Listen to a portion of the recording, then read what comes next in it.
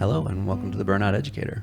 I'm Ryan Savage, the Burnout Educator, and this is our co-host, Olivia Willoughby. Hi guys, welcome back. It's good to see you today, Olivia. Yes, as always. And we have a guest today. Yep. Tasha Little. Welcome, Tasha. Hello.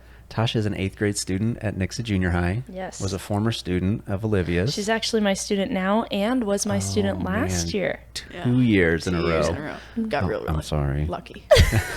I'm glad she said lucky. I don't know if everybody would say that. Yes, that's awesome. Fortunate. Yes. Yeah. Oh, I think And so too.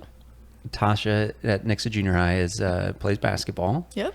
Yeah, and you were a student in a couple student organizations. You just mentioned one. Yeah. So I'm in a group called Sources of Strength.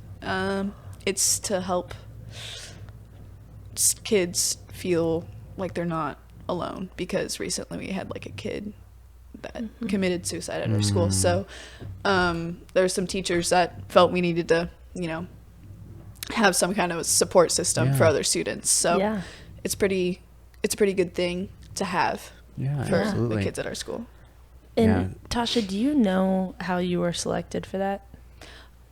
No, I think maybe some teachers said some things. Maybe I think Miss Maxwell, the speech and debate teacher, was I was in her class, so maybe that or previous teachers from other years. I don't know. Maybe he said something. I don't know. Yeah. Well, that's what I kind of wanted to highlight here, Yeah. just about Tasha for this, because one of the ways that students were chosen for Sources of Strength was they wanted students in all different areas of the school that were good leaders. And so this wasn't, hey, give us the number one most popular kid on the basketball team. It wasn't, hey, give us the kid with the highest grade. It was, who influences their peers in a good positive light and can also be a great leader to just be who they are, and open up and creating, the school that we want.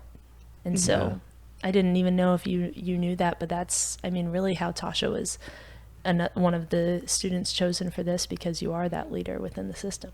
Well, that's so good to awesome. hear. I'm seen that way by my teachers. Yeah. I'm really, really grateful that you accepted the invitation to come to interview on the podcast. And I can only imagine what it might feel like to sit in the seat with one of your teachers and then some stranger that used to be a principal that you don't even know who calls himself the Burnout Educator.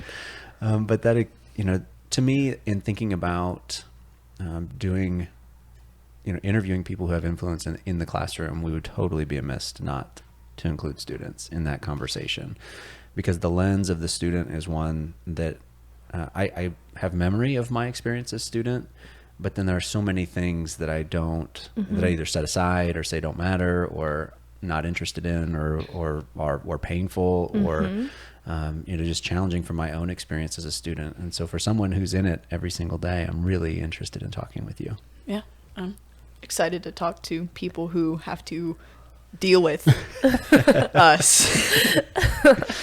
Yeah. So I think getting started, what does it feel like to be a junior high student?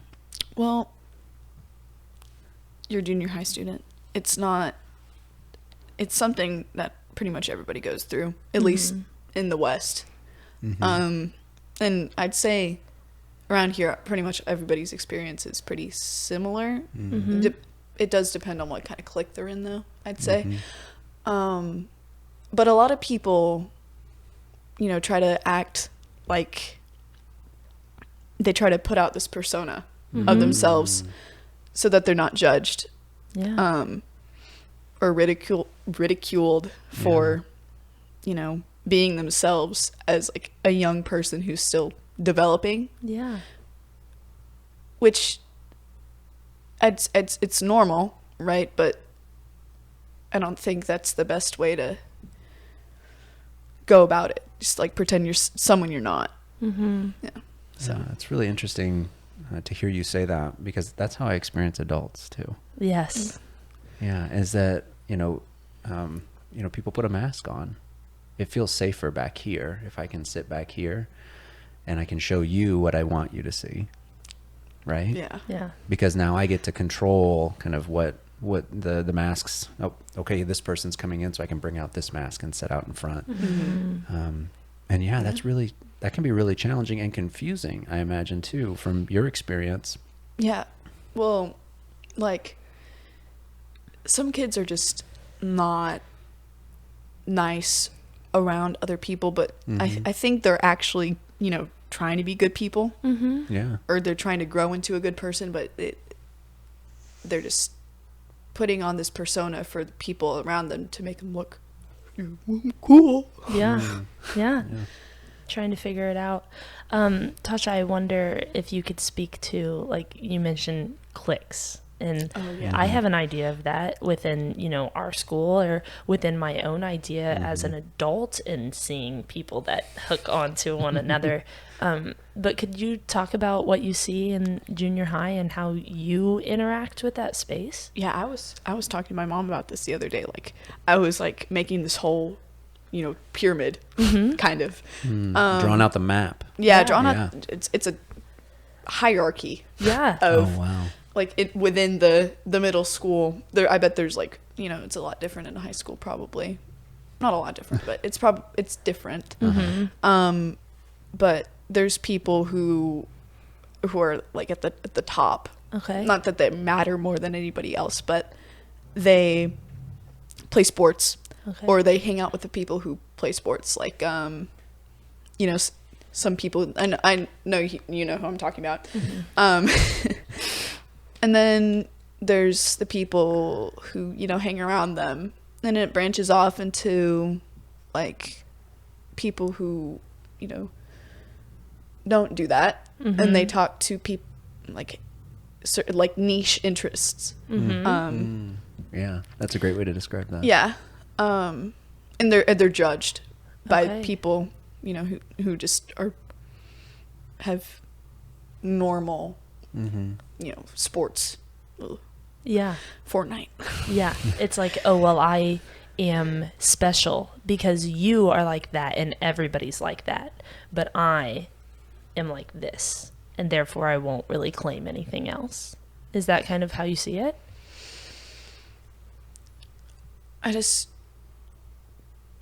Kids aren't very accepting. It's a hard thing to explain. Yeah. Because it's very specific. Like, especially seeing it through my eyes is different from you to, I don't know, my mom. Right. I don't know. Yeah. No, I see what you're saying. Well, I'm curious, you know, I can see the landscape that the map that you're kind of painting out, and I'm curious, where do you find connection there? Are there multiple people? Is there a group of people? Is there one person? You know, so, and yes, in school, but also not necessarily in school. Where do you find connection points, and who is that? I have a lot of connections with other people because I play basketball. I am an student athlete, but I didn't start doing sports until like 6th grade. And really, I didn't really start doing sports until 7th grade, which is just, so before that I was friends with people who were like, you know, weird, you know, they liked like anime and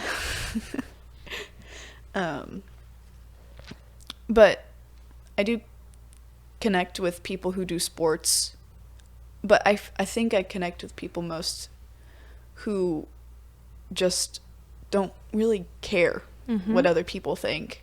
Like Katie. I really like Katie. She's super nice. Yeah. I wish I had more friends like her. Or Jack. Jack is awesome.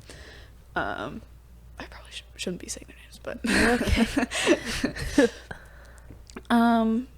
just people who are genuine, which is hard to find, you know, in a middle school setting, or a school setting in general.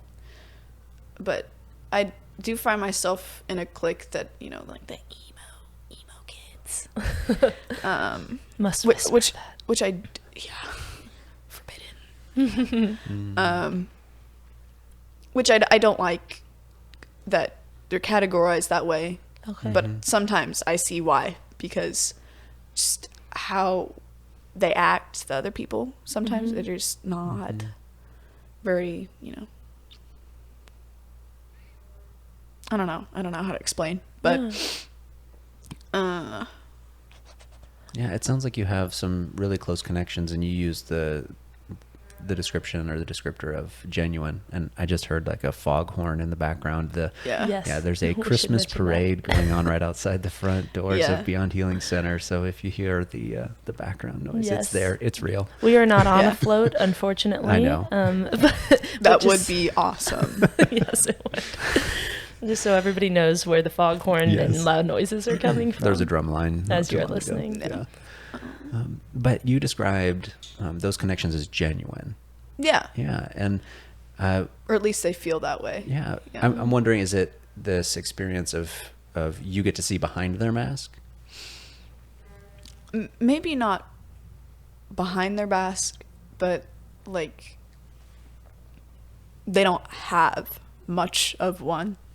I think everybody has, Yeah. that Yeah.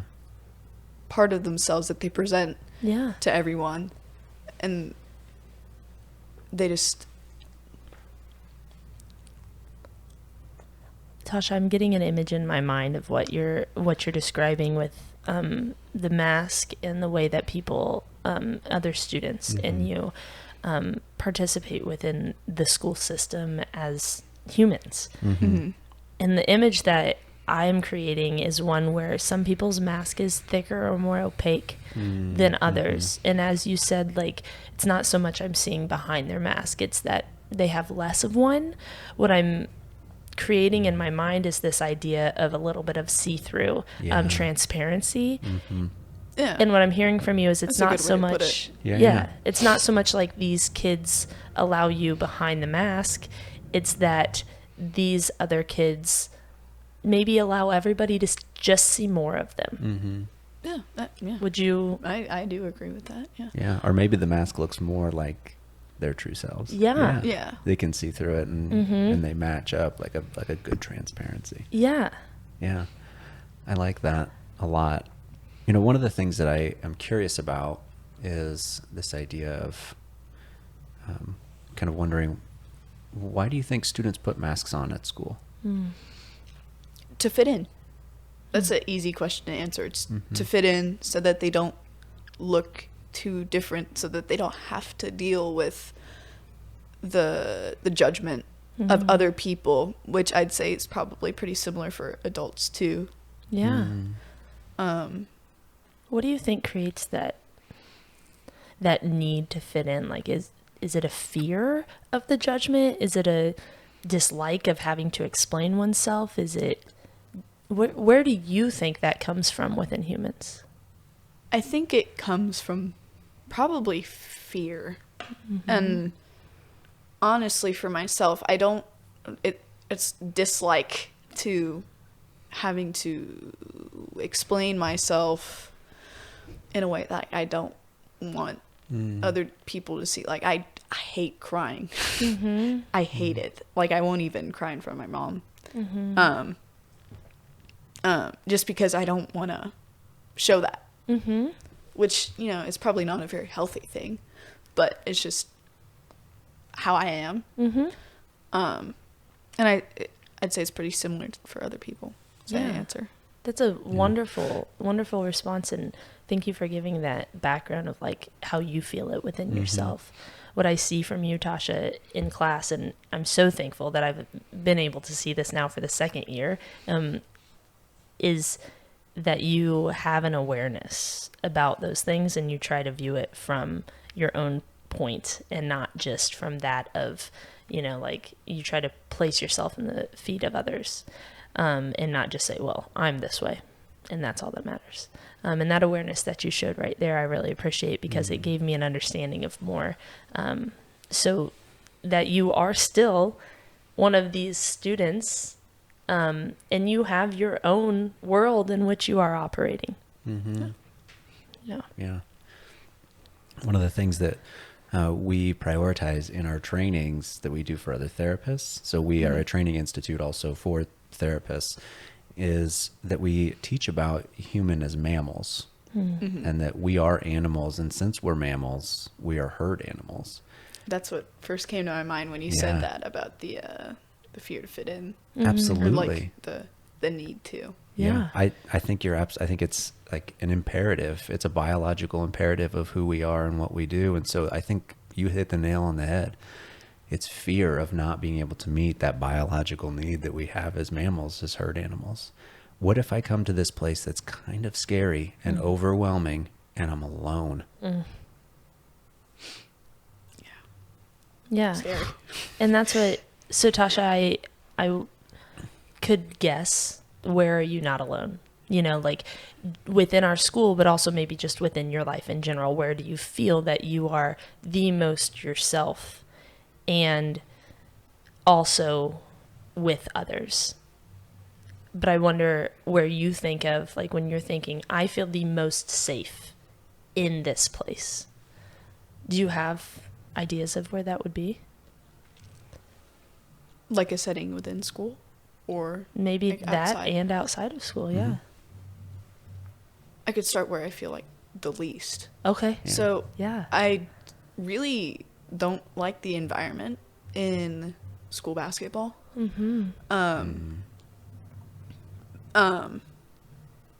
Because I don't know the people well, and it's hard to wiggle your way into their group. But some people, now I'm gonna transition to where I feel the most. So it's easier to start. Yeah. I really like speech and debate. Yeah. I really enjoy talking to the kids in there because they're easy to talk to. And They have a lot to say. yeah, they do have a lot to say. I have a lot to say. Which is a good thing, I think. For some people, they have a lot to say, but they aren't really things that you should be saying, in my opinion. But the people who are in that class, I really enjoy being around them because they're just so chill. Yeah. But they are very maybe articulate. They can speak their mind, which I think is an important thing to be able to do as a person. So, what an interesting comparison to think of the idea of starting out of like just talking about cliques within the school system and within the junior high, and then to recognize the spaces in which you kind of fill those cliques just by way of who you are and the activities you enjoy, but then even the spaces that you might fill where you actually find comfort and safety. Yeah. Like, whew, gosh, yeah, that's hard as an adult, but then to really like embody the student who's going through hundreds of thousands of just changes and feelings at all times, and then have to think, well, I am this, but I don't feel good in being in the space where I am that, but I feel good in the space in being, for instance, I know with you in basketball, school basketball versus outside of school basketball, I would say is probably completely different, right?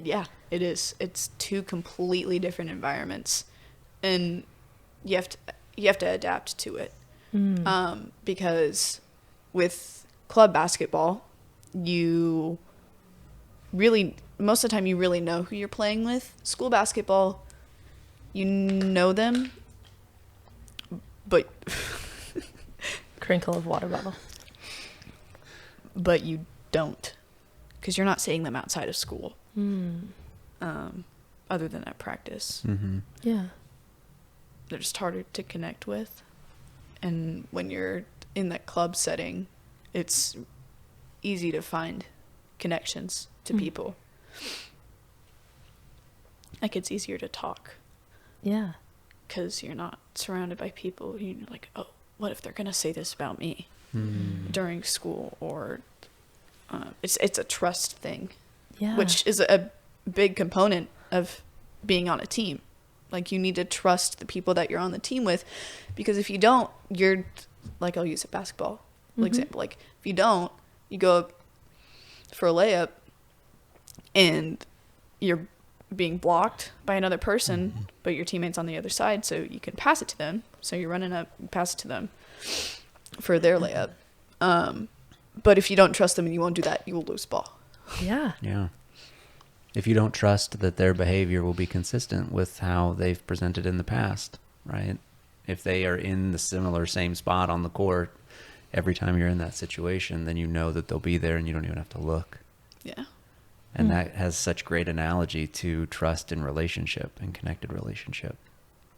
Yeah, when I know that you're going to show up with your authentic self when I show up, then I'll know you'll be there. Mm-hmm. Yeah. Yeah, that's something I think I could just sit with for a while. Like, whoa. And it's something that you're bringing to light within your experiences within the junior high. But I just keep going back to Ryan's comment of like, yeah, and that's my experience with adults too. And it's like, it is. Uh-huh. And it makes me wonder how that transition can be created between that of students or younger, young adults, children figuring out who they are or working on that and actually allowing that space to be so that by the time we reach adulthood, it's not as much of a mask that is needed. Yeah, it's this experience of, I'm having so many thoughts and feelings about where this interview is going, and I freaking love it. Like, I love it so much. Because this, first I want to say, this doesn't feel like where I thought we'd be. And I don't know where I thought we'd be, but I love where we are. And you just like, it was like, I you know those cannons that they shoot t-shirts out of at ball games? Nice. Yeah. I thought maybe we would just like hit with the wiffle bat a little bit for a while and just kind of like, and then we maybe move up to a softball, but you were just like, no, I'm just going to grab this t-shirt cannon and we're going for it. And that's awesome. If I know Tasha, that is exactly what she would do. Just go for it. Just go for it. Do what excites. Yeah. Oh my gosh, there's this YouTube dude. I've been watching his videos. That's what he always says. So go for what excites. I was thinking about like that. When I was on the way here. I was like, I gotta say that. I got it, and you did. Yeah, I did. I Got it. got it in perfectly. Yeah, this parallel, this what we're talking about right now, this connection between the fact that, oh wait, the human experience when you're 14 is similar to the human experience when you're 25 and when you're 35. Mm-hmm. And this idea of, my mind goes to just systems and structures just because that's where my strategies lie. But if I really honestly reflect back on my experience, when I'm in it, the day that I'm there, it's less about what the structure is and it's more about who the people are that I'm next to. And so of course that's what we would talk about. Right. Is the people who are around you. God, what a beautiful thought, Ryan.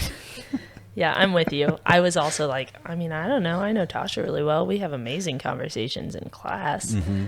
And it's like, this will be cool. Yeah. I don't even know what to expect. Yeah.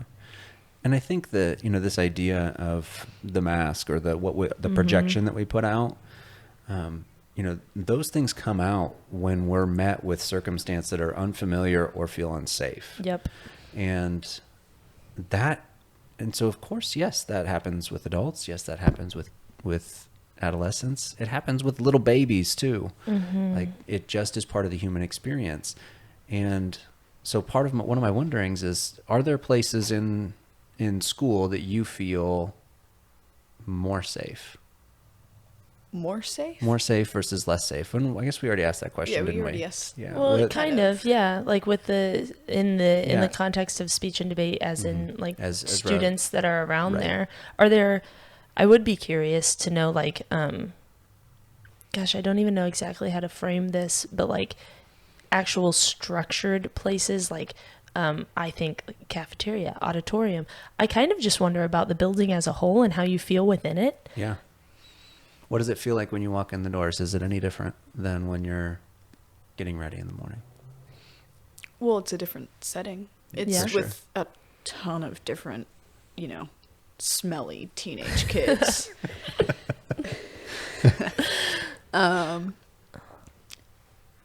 Yeah, it's different than just being in your house or going to a restaurant or cafe to get some coffee. There's so many people from different places that you're with every single day.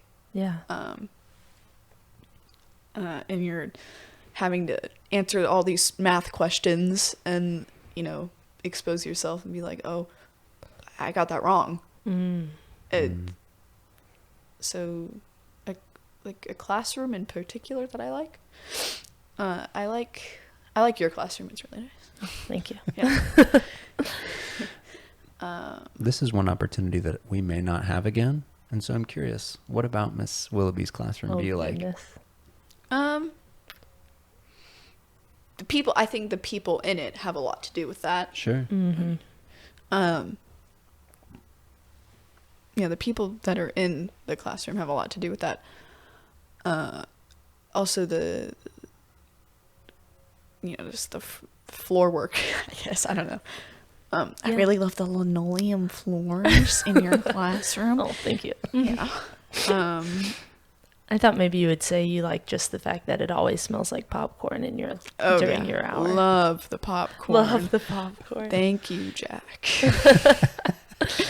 Third hour has an obsession with popcorn, and I have a microwave, so. Gotcha. Yeah. Say, ow.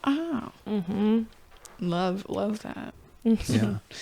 I say it outside of school, but it is very annoying. Yes. Especially when someone does it. Yeah. Dial back. Well, why do you go to school? Why do I go to school? Yeah. I kind of have an obsession with looking to my future and like success with my future.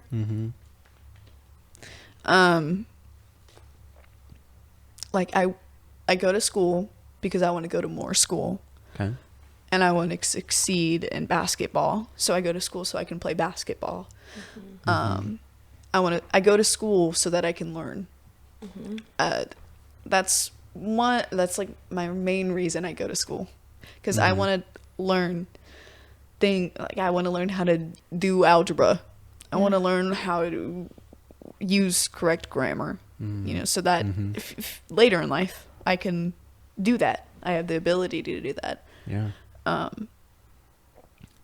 Do you see school as a gateway? Do you feel as though you would classify yourself as a learner, like you just love learning new things? Oh yeah. Is it that's what where it goes for you? Is I just like there's a challenge in front of me, and here I'm being invited into a space where I can go and pursue it and explore it, and that feels exciting to me. Yeah. Yeah. That's how I feel. I do think that a lot of other people my age do not see it that way, just because of, the teachers around them. They're surrounded by their friends all the time, which makes it challenging to do that. And they just haven't thought that far ahead, which I think is a good thing, having the innocence. But, I do really see it as a, just a place to learn and to, I guess, meet new people, because I met people. Yes. Yeah. Swallow. Tasha, I do wonder, do you feel that school so far in your career of education has been a place that has allowed you to learn at the level that you want and has given you those chances? At times, I don't feel challenged at all at school. But this year, it's gotten a lot better. Last year, my English class was a little easy. And even when I was younger, I didn't feel challenged, and I didn't want to go because I didn't feel that I was gaining anything from it, Yeah.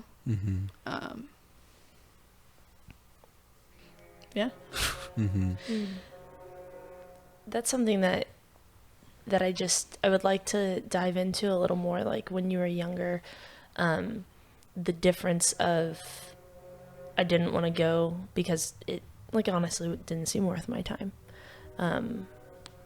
Me thinking to even 7th grade Tasha, I saw some of that because I was sitting there even thinking like, yeah, like It's not worth her time because she already knows it and she just wants more.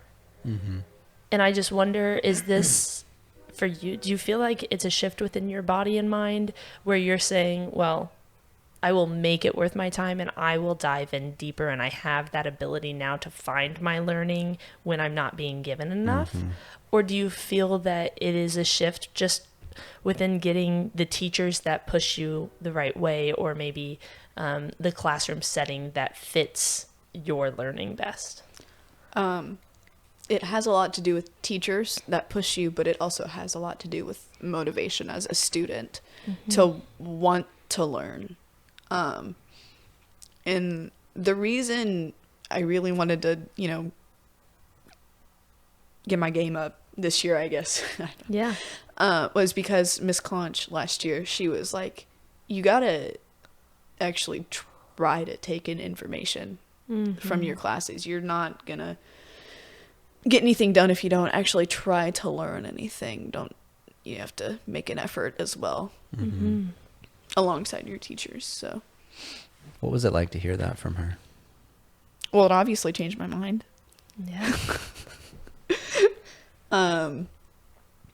No, I was like, oh, Yeah. wait, it can be that way. Yeah. Was it kind of like a light switch moment? Yeah, it was like, ding. Yeah. Yeah. Like somebody turned the lights on, and then I looked around, and it was like I was standing in a library, and I didn't know I was standing in a library. Wait, I can go and use this library? Yeah. Hold on. They have information and I can just like speak to them and get their information. Were you guys here the whole time? Do you think that, I mean, you spoke to, it depends on the teacher, which I, in my own experience, totally understand that. Yeah. Gosh, as an adult, knowing other teachers, I know that experience in a little bit different of a setting, but is it the teacher and their information that they have, or do you think it's the teacher and the relationship that they have with you and the desire they have or don't have to connect with the student, or maybe a mix of those? Maybe the classroom and the way that they set up the learning that's happening? There's obviously a lot of different education styles. Like, I hear you talk about, like, I teach differently than, Ms. Ferguson or something,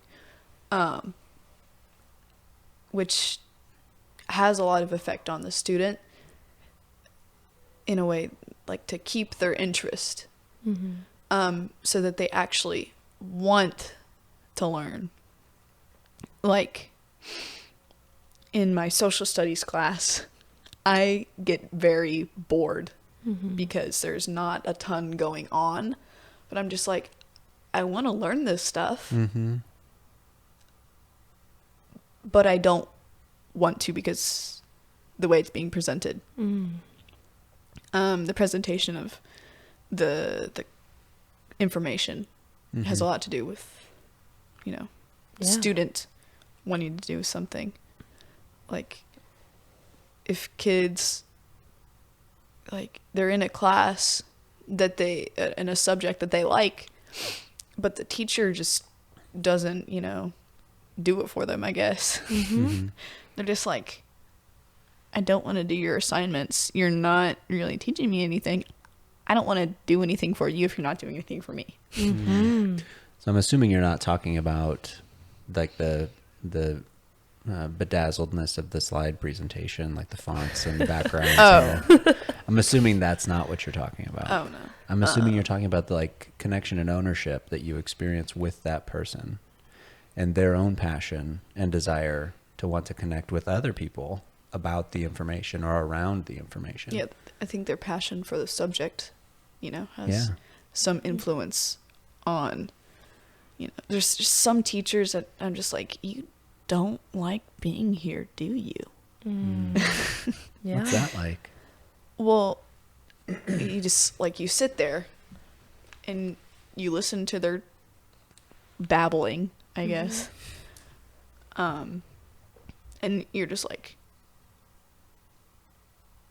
how am I supposed to be interested in this if you're not even interested in your own assignment? Yeah. Like, which I'd say it's, hard to always have a connection to whatever you're doing, because it's like there's a curriculum that you have to follow.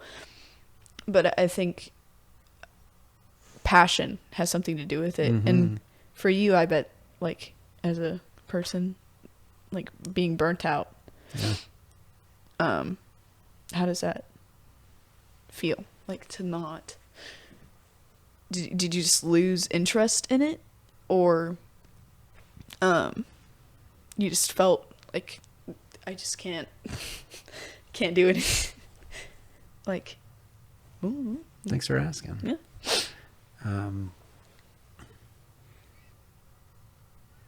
I wasn't expecting the question. Me neither. Yeah. But I it love that. seems like dead on. Why wouldn't you ask it? So thank you.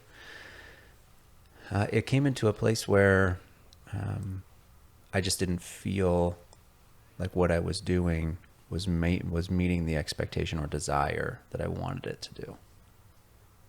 And I looked at that and said, can I continue to show up every single day knowing that what I'm doing is not meeting my expectation or desire? Mm-hmm. And I had 20 years left before I met that retirement date. And that felt like an eternity to me. And I have a 3-year-old, and I have all the way up to a 16-year-old, and 2 kids in the middle there too. And I knew that 20 years would go by and I would not have the opportunities that I have today with them again. And so I would say that if you had met me and interacted with me from about 2 years ago, and like that last semester that I was there, I would definitely have met the criteria that you just listed as the one that's not passionate in the work that I was doing. Mm-hmm. And that's where I felt like I had to either make a commitment to the work that I was doing or step away. I think that's a very good thing to do, because it affects the people around you, right? So much. Like the environment that you create. Mm-hmm. Mm-hmm. Like if you are uninterested in whatever you're doing, you're not adding anything to the table. Yeah. Yeah. Within this, it's very interesting to me. I'm having this idea of like how crazy that I understand it, but still, just bear with me. We ask these kids to go to school, and if they're burnt out of the system, they have to continue, right? Then we have people that are within the system by choice because it's their job, and if they're burnt out, they could make the choice to remove themselves, as you did, Ryan. They could also feel so stuck that is a space that they're just going to continue to fill, but that's just it. They're going to be a warm body, if that. And it's so interesting to me because, like I said, I get why, clearly I'm a public educator. I get why kids are going to school and why we're teaching them. But I wonder for the students that are opposite of Tasha and haven't gained the desire to really claim their own education, what we're doing for them, especially just within the shift of what education has become with the tests and data. And I would love to also know where your mind sets with that, Tasha, because I know that within your career of education, you've had a lot of testing, and that's kind of really been the majority of your, last few years in comparison to like when I was in school. But I wonder what your thoughts are just on the classroom environment and the difference between like, or if you even noticed one of like, am I here to learn or am I just here to take a test every day? I think it can feel like, when we take the evaluate testing, we feel like, oh, the school's just having us do this because they want, to have high ratings. They want to be like the best school. They want all their students to have a high GPA so that they look good. I think. So you feel like a cog in in the wheel. Yeah. The And- way I think of it is like because when I was really little, I was really into like dog sleds or whatever. I think it is like being the dogs and Wow. the person's like or it could be like the horses in the carriage, Mm-hmm. and you're the horses working Yeah. while they're just sitting back, which I know that's not how it works. They that's how it want feels. to be successful. It's how it feels. Yeah. Yeah. So regardless of whether that's exactly what it is or isn't, that's how it feels to you. Yeah. Yeah. You know, that you are the mule that carries the load so that somebody else can take the accolade. Yeah. Do you ever have any conversations similar to this, or talking about it with any of your friends, With my friends, or not- maybe just others that are not just at a Nah. podcast? I think sometimes I talk to my mom about school related stuff and Yeah. how I feel. I never really talked about the mule sled thing. Yeah. Or maybe I have. Oh, There's the parade. Yeah. Yep. Oh, it's out there. I haven't really talked a ton about it to my peers. Yeah. Mm-hmm. Would you guess that they feel that too? I would guess that they do feel that, but they hadn't thought that deeply into it, which might sound like a little centered. It is a little bit, but It's really interesting for me to hear your experience of that because as a math teacher and as a principal, I felt like I was the sled driver for that objective output. And I know that I'm not a representation of every teacher or every administrator, but that was a big goal of mine. And to me, I wanted to foster the relationship with students, but it was a means for an end. It was for the output of the high achievement, not necessarily for the honoring of the individual that was sitting across or in my classroom or across from me or seeing me in the hallway. And to hear you share your experience of that is really, really powerful to me. yeah. Yeah. Yeah, thanks.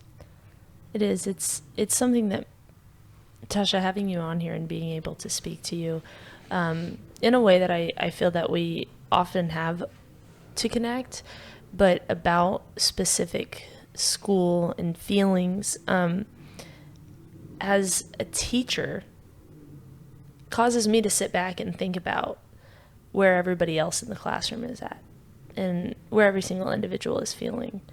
And I know that there are things that we've already discussed that I will go back to. For instance, the mask idea is at the forefront of my brain constantly in thinking about, Ryan on the sled and the students pulling the sled or, whatever we're going with there.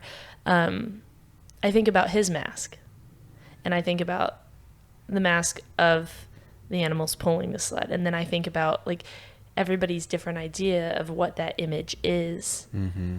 And I just continue to return to individualism and the desire for it. And then the extreme fear of never being that or of never maybe even wanting to be that, even though it sounds cool. It's creating a large just like fight within my body of, do you figure that out? Will we figure that out? Taking us back to probably where we go in every single one of these podcast episodes, which is, oh, wait, we are all human. And we have similar experiences and then way different experiences, but like we all wonder this. Right. If we think like, oh, okay, that's the answer. I think because you're 20 years younger than me that your experience is different than Right. mine. What? Right. But wait, you're a I male was and there I'm a too. female and we can still, okay. It's brought a lot to light, Tasha. I appreciate that. And I appreciate the openness that you are having to discussing that and to sharing those feelings and the thoughts and and to really give us your genuine self and the transparency within your mask, which is what I see every day at school. Mm-hmm. I do see you holding up to that. But I also see that that could create such challenges Yeah. within just friend groups and cliques in school and this grade and that grade. And that's something that I appreciate about you as a human. I do find that, you know, just being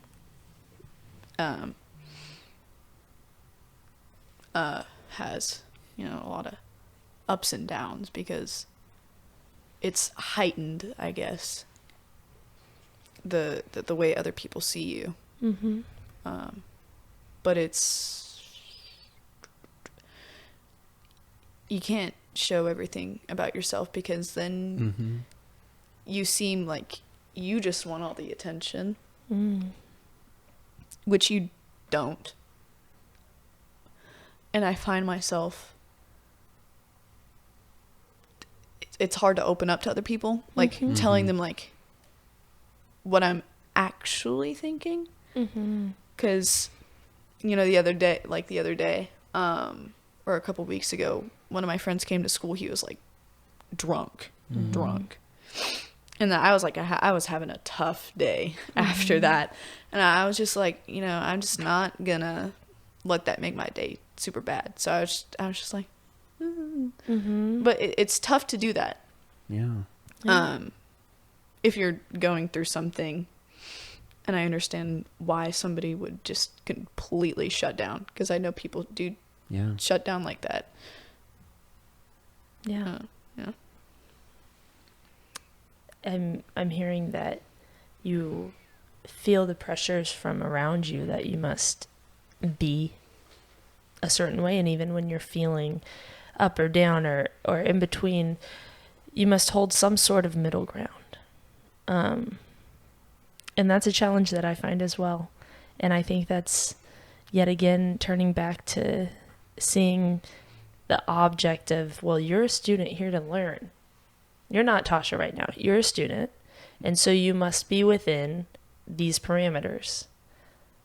Instead of saying, wait, what happened in your class and what is happening in this school now because that happened, and what are we having to follow, and what are all of those students and friends and not friends experiencing, and what are all those teachers also experiencing, Mm-hmm. and then everybody in the office and the whole, I mean, and that student in particular, and They're where all of our experiencing. minds are taking us, and we're supposed to say, yeah, but you're still just a student, And you're just a teacher. and I'm just a teacher. And it's like, Get on with it. okay, well, in reality, what I would like to do is cry. Yeah. And maybe what you would like to do is cry, but the fact is that I might be okay with doing that in front of people, and you might feel the need to go home or go into a separate space to have those feelings and emotions, but we just aren't even honored in them. Shove them down. Yeah. It gets hard. Real hard. Yeah, it is hard to, you know, just like, you stay right there. Mhm. Yeah. And I it's something that everybody has to do at some point. They just have to trudge on. Yeah. They do. And I don't know what it would look like, and I don't even want to like get headed down that road because I just get lost there. But what would it feel like if what the statement you just made wasn't true? If it Right. wasn't true. What if it wasn't true? What would that be like? So What if if everybody didn't have to shove it down? What would that feel like? If everybody all the time showed what they were truly thinking and feeling, I think it'd be on the verge of animalistic. Yeah, or maybe completely that way, because our thoughts are not always, you know, good. They're not always bad. Mm-hmm. And like what we want to do, you have that, you know, that adrenaline, that pump in your, like your legs and your arms. You want to, Yeah. you just want to beat someone up all the time. But if that people are like that all the time, it would be chaos, I think. Mm.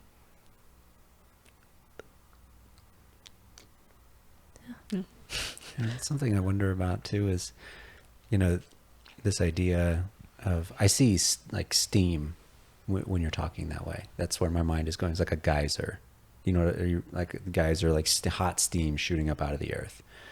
And I also think about this too, like, I like the analogy of the mountain spring, Mm-hmm.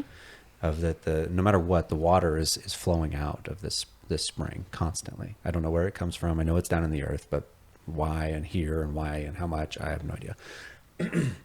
But it comes out in this kind of small trickle, just constant rate coming out. Mm-hmm. And I have that to me is an analogy that matches my internal experience, that there's always something going on inside. There's always something happening in here. And if I am in a safe place where I can just let it flow, Mm-hmm. then to me, it doesn't turn into this place where I want to rage, or I want to scream, or I want to, you know, but if I'm in a place where I'm constantly trying to stop the flow, Right. I'm trying to cap it. Right.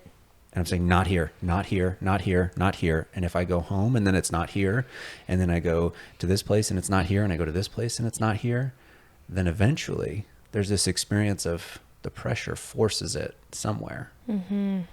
Because when it's just the spring, when it's just what's going on in this moment, where I feel connected with these people that are here in this room, it's just the water's just falling out. Right. And it's just beautiful. It's just flowing out. Mm-hmm. And it's cool. Right. I wish I had a better word for it, because cool doesn't match it for what I feel. But when we're constantly in this spot where we're just putting the lid on it, putting a giant rock that says this stops the flow here, then the pressure builds. And then if I try to take the lid off, It's too late. You're gonna be covered. Does that, what do you feel, or what do you think when I say that, describe it that way with that analogy? I think just if you're, everybody has like thoughts that are not, you know, what you should be saying, or morally, Mm-hmm. I guess, which, you know, is something the humans came up with, right? Yeah. Oh, what was that? Where was I? Morally, Mm-hmm. you shouldn't say, or you shouldn't be thinking. Mm-hmm. I think there'd be a lot more conflict, because people are always, like, people are always like that now. But if you always let that feel, I do agree with, like, if you always let a constant flow with whatever's, you know, going, what you're feeling. Mm-hmm. But I do think that if you don't have control Yeah. over the, like, or if you're not safe. if you're not safe, Yeah. like, it would cause a lot more problems, perhaps, Mm-hmm. than with people being able to put that cap on the.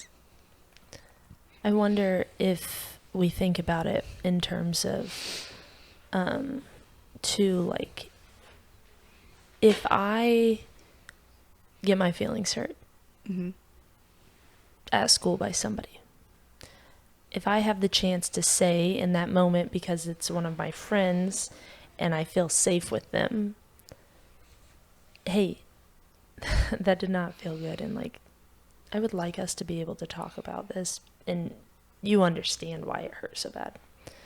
And because we've developed that safe spot, we do allow that trickling flow of, these are my real feelings, but it's in this space where I'm just being validated for that, and they're saying like, oh, Like literally I had this happen the other day. It was the adverse though. I hurt somebody's feelings and I didn't even realize it.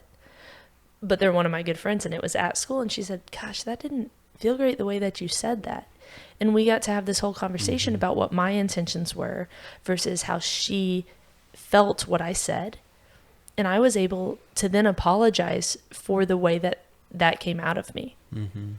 And understand 100% of where I want to be and moving forward to make sure that I'm honoring her in that space. Right? So it felt like that trickling flow. Yeah. And it also made me feel so like aware of her, and not in this like, oh my gosh, I'm so mad at myself because I hurt her feelings, but in like this gratitude because she allowed that realness in that moment. And we were in the hallway and the bell had just rung. It was like a short little conversation, but she took the time to show me how she felt. And instead of, I mean, like, of course I was like, oh my gosh, I felt bad that I did that. But it was more this like, also now I want to express so much gratitude for the fact that you took the chance to open up to me like that, because gosh, it would have felt way worse if it was a week from now and that top would have blown and she'd be like, da da da da. And I never got the chance. Right. And we'd both be hurt. Yeah. And I think too, like absolutely honoring that place where you're at of it's not safe and it may be dangerous to let things just openly flow. But I'm imagining this place where there's at least an acceptance that there is something flowing inside everyone and that you're not just a cog. You're a person that has that well inside, and so is everybody in that space. And you're a person who has those thoughts that you're sorting between good and bad, because I have those thoughts, and my thoughts might be the same as yours or different than yours. And our good and bad might be the same and might be different. Yeah, absolutely. And maybe that can be the space where the conversation begins of, hey, this is not, this is just the place where we are humans, and this is human behavior. And maybe it's not just open free flow of emotion everywhere, but it's acceptance of the fact that yes, we are, and yes, we do in this way. I think acceptance is like the key to that, because you don't need that constant like, we need to be able to put the lid on sometimes. Yeah, you need to be able to control yourself, but you also need to be able to accept what you're feeling. Yeah. And accept other people for what they're feeling and understand that that's normal. Yeah. That's exactly it right there. That's it. This has been an absolute pleasure. Oh my gosh, I know. Tasha, thank you so much for being a part of this. Yes. You have so many great things that I continue to learn from you. And it's an amazing experience as an educator, but then also as your teacher, to be able to say, hey, you have knowledge that is beyond you, and you're continuing to search for it and reach for those higher aspects of life. And I'm excited about 10 years from now when I get to know what you're doing. Same. And just be able to have the idea of, I've had an experience with that human. I know. That is unforgettable. Yeah. This is really awesome. Yes. To me, what I get to see now is the opaqueness, the transparent, like the transparentness of your mask, and what bravery as a 14-year-old to come onto a podcast called The Burnout Educator with one of your teachers. I wouldn't have even talked to the teacher who had asked me. I'd have pretended that I didn't hear them. So seriously, thank you so much. I thank you guys. It's a great experience to have, I'd say. Just being able to talk to people about, something that needs to be heard. Yeah. Like, so awesome. Experience. It's so true. Yeah. It's so especially true. With like people having all these opinions about like negative. Yeah, all the hard things that are going around right now. Yeah. Yeah. And they're not understanding, like, I think it's really important for other people to understand teachers, because like all that they go through, like they go through all this education to deal with these rowdy, smelly knuckleheads every day. Yeah, they're people too. They're humans too. Yeah. Yeah. Thank you for recognizing that, Yeah. Tasha. Well, if you have something that you want to say to us, Yes. or if you have something that you want to pass on to Tasha, then reach out at contact@burnouteducator.com. And if you'd like to support the work that we're doing with free therapy for students, then patreon.com/burnouteducator. Yes, please. And until next time, thank you so much, Tasha. Yes, thank you, That was Tasha. awesome. Yes, I very much so enjoyed it. Thank It you. was very fun. Yes, Till and next thank you time. everybody for listening.